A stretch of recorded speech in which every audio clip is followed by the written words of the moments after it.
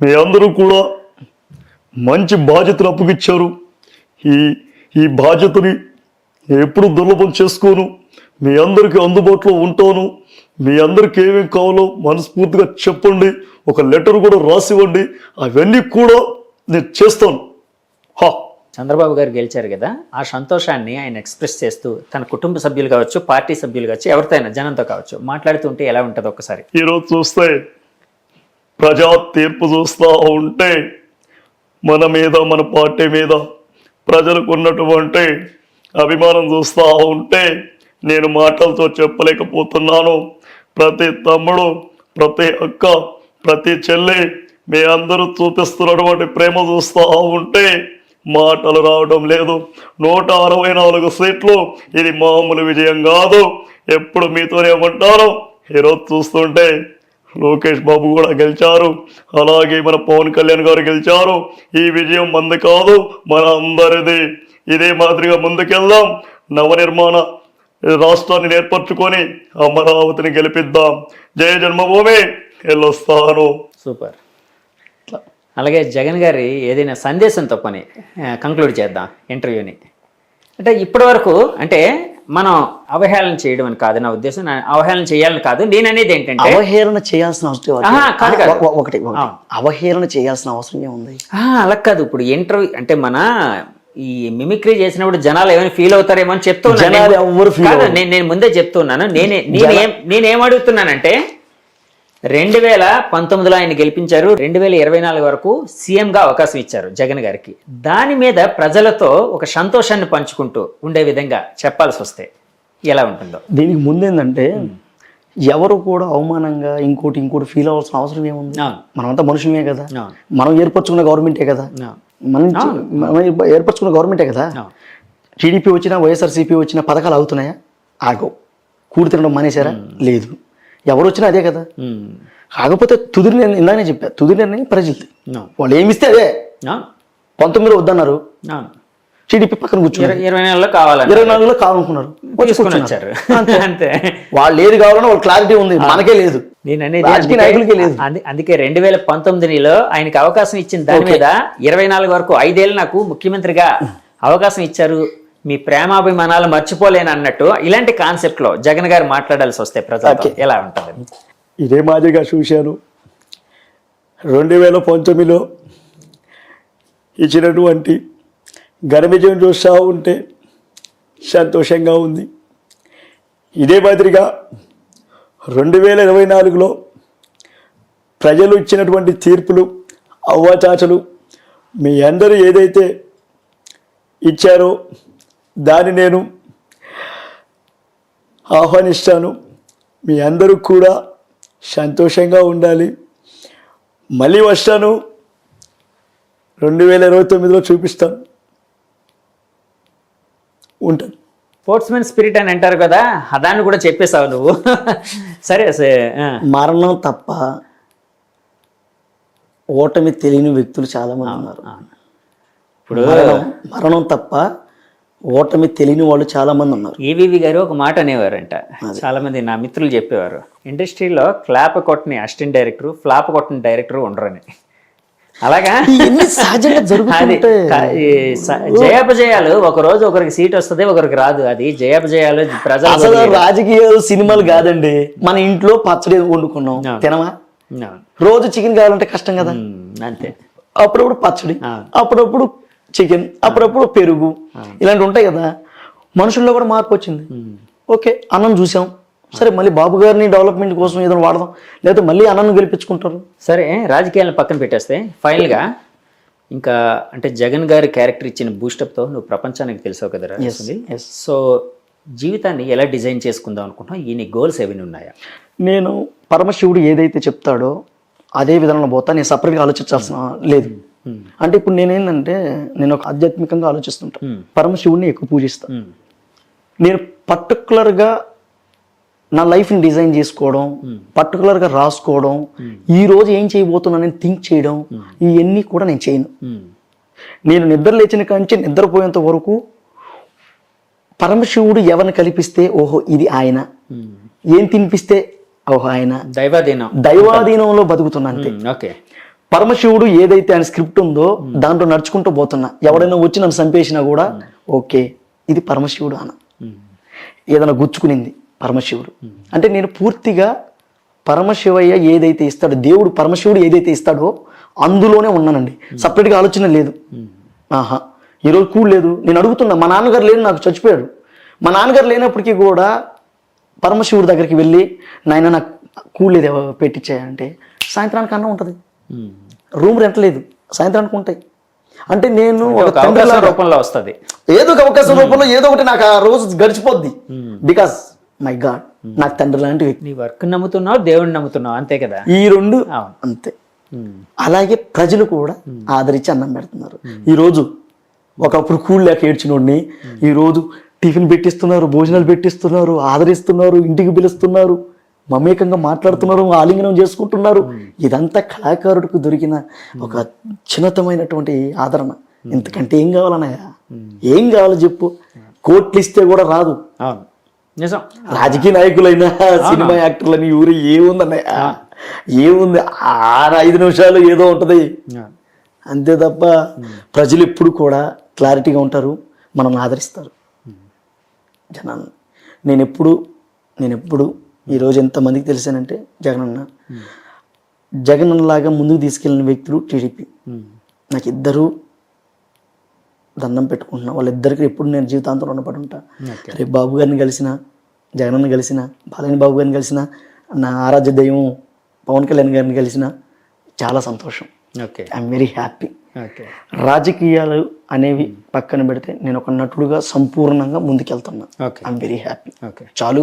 నా కన్న తల్లి తండ్రి ఎక్కడున్నా కూడా నా సంతోషంగా వాళ్ళ సంతోషపడతారు, నా తల్లిదండ్రులు సంతోషపడతారు. అది ఆర్థికంగా కూడా నేను అంతంత మాత్రమే. నాకు ఆర్థికంగా కూడా కష్టపడే సినిమా చేస్తేనే, సినిమా చేయించుకొని డబ్బులు ఇస్తేనే తప్ప మనకి వేరే ఆస్తులు కానీ అంతస్తులు కానీ మా నాన్నగారు ఉన్నప్పుడు ఉన్నాయి. మా నాన్నగారు ఉన్నప్పుడు వాళ్ళు నటులు అన్నావు కదా, అంటే నటులు ఎప్పుడు, కళాకారులు ఎప్పుడు, అందులో నాటక రంగం నుంచి వచ్చిన వాళ్ళు ఎప్పుడు పాపం ఆస్తులు తగలేస్తారు కానీ ఎప్పుడు పెంచుకోరు. మాకు ఉన్నాయి కానీ తగలేయడం మీన్స్ అంటే నెగిటివ్ కాదు, అంటే వాళ్ళ అభిమానం కోసం, అంటే వాళ్ళ సొంత డబ్బులు ఖర్చు పెట్టైనా నాటకాలు ఆడతారు. అది నేను అనేది. అదే చాలా మంది ఎవరైనా ఇంటికి వచ్చారు అనుకోండి, మా ఇంట్లో ఎప్పుడు అన్నం ఉండేది. ఎందుకు? కళాకారులు వస్తూ ఉండేది మా ఇంటికి. అన్నాలు, భోజనాలు అంతా పెడతా ఉండేది. సున్నితమైన తన కడుపు ఆకలిని మార్చుకుని పక్కోడికి పెడతా. నేను ఎప్పుడు కూడా కడుపుతో ఆకలితో ఉన్నాను కానీ మూతి మీద చిరునవ్వు ఎప్పుడు తగ్గేది కాదు. నేను నవ్వుతూనే ఉంటా తప్ప కడుపులో ఆకలి ఉంది నాకు ఇది ఉండదు. పెట్టించుకో తింటా, నా మోష లేదు, అడిగి తింటా. నాకు ఇదంతా కూడా నా తల్లిదండ్రులు ఇచ్చారు, పరమశివుడు ఇచ్చారు. ఇంత అనర్గళంగా ఈరోజు మీ ముందు కూర్చొని మాట్లాడుతున్నానంటే నా తల్లి, నా తండ్రి, పరమశివుడు ఇచ్చిన అనుగ్రహం. లేకపోతే రాదు. నేను ఎప్పుడు రుణపడి ఉంటా ప్రజలకి. ప్రజలు, డైరెక్టర్లు, ప్రొడ్యూసర్లు, తోటి కళాకారులు, నిపుణులు వీళ్ళందరూ కూడా ఆదరించి నాకు సినిమాలు ఇచ్చారు. ఈరోజు ఇలాంటి షోలు ఇలా ఎన్నో చేశారు.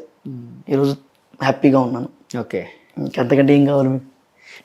ఫైనల్గా నీ కోరిక ఏదైతే జగన్ గారిని కలవాలి అన్న నీ కోరిక నెరవేరాలి. ఎందుకంటే ఆయన వలన నువ్వు బాగా పాపులర్ అయ్యావు కూడా. టైం వస్తే అన్నీ వస్తాయి. సో జగన్ గారు ఎప్పుడు ఒక మాట అంటుంటారు. ఏంటది? టైం వస్తే ఏది ఆగదు. నేను చెప్పాను, మనం అనుకుంటే జరగవు, జరగాలని రాసి పెట్టుంటే జరుగుద్ది. ప్రయత్నం అయితే చేయాలి. మళ్ళీ ఏ ప్రయత్నం చేయాలి కానీ మన పని మనం చేసుకుంటూ వెళ్ళాలి. ఇప్పుడు ఇంటర్వ్యూ ఇచ్చాను, నెక్స్ట్ ప్రమోషన్ స్క్రిప్ట్ రాయా, స్క్రిప్ట్ చూసుకుంటున్నాం. మా డైరెక్టర్ గారు వస్తారు, స్క్రిప్ట్ రేపు 10-15 నుంచి గోచిపాత ఒకటి పెట్టుకుని ఆంధ్ర రాష్ట్రం మీద పడుతున్నా. ఆంధ్ర రాష్ట్రం అటు తెలంగాణ 2 రాష్ట్రాలని కవర్ చేయాలి. గోచిపాత పెట్టుకొని ఆంధ్ర రాష్ట్రాలు కవర్ చేయాలి. అటు ప్రొడ్యూసర్ సేఫ్ లో ఉండాలి. ప్రొడ్యూసర్ గారు డబ్బులు పెట్టారు, ఆయన సంతోషంగా ముందుకెళ్ళాలి. డైరెక్టర్ గారు, మేము అందరం కూడా, అందరూ బాగుంటేనే కదా మనం బాగుంటాం. సరే, ఫైనల్ గా ఒక పాటతో కంక్లూడ్ చేయి. ఇందాక ఒక అద్భుతమైన పద్యం పాడావు. అంటే నీకు చాలా పద్యాలు వచ్చు, ఎందుకంటే నువ్వు ఆ జీన్స్ నుంచి వచ్చిన వాడు, నాకు అర్థమైపోయింది. తల్లిదండ్రులు, నటీమణులు, కళారూపాలలో మీరేం చేయమని చేసేస్తానండి. ఎందుకంటే హద్దు పొద్దు అవి ఏం లేవు, హద్దులు లేవు. కళాకారుడికి ఎప్పుడు హద్దులు లేవు. ఇందాక మైల్ పకెట్ డైలాగ్ చెప్పాను, అలాగే మిమిక్రీలు చేసుకుంటూ వచ్చాను, తర్వాత పద్యాలు పాడాను, తర్వాత ఎమోషనల్ అను ఫన్, అది సీరియస్నెస్ చేశాను. ఇప్పుడు ఒక పాట పాడతాను. ఈ పాట కూడా అమ్మ స్టాలిన్ గారు కాన్వర్సింగ్ లో ఉన్నప్పుడు తమిళనాడులో అక్కడ పాడింది. పిలిపించుకున్నారా అక్కడ, విల్లువాకంలో అమ్మగారాలని పిలిపించారు. అక్కడ చేసాం మేము పాడబడాం.